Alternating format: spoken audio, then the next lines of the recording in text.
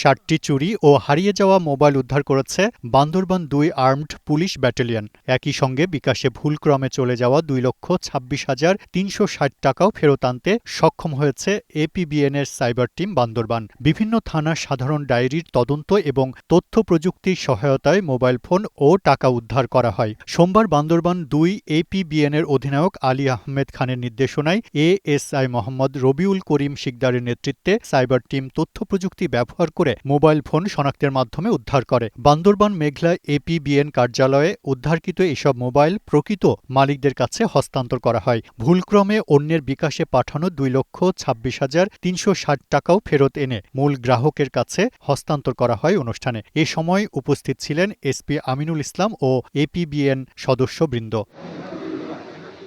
বিগত ১ বছরে প্রায় ৬ শতাধিক মোবাইল আমরা উদ্ধার করতে সক্ষম হয়েছি এবং প্রতি মাসে ২ লক্ষ এবং ১.৫ লক্ষ এই পরিমাণ টাকা উদ্ধার করে প্রায় আমরা এই পর্যন্ত প্রায় ১০ লক্ষাধিক টাকা উদ্ধার করতে সক্ষম হয়েছি।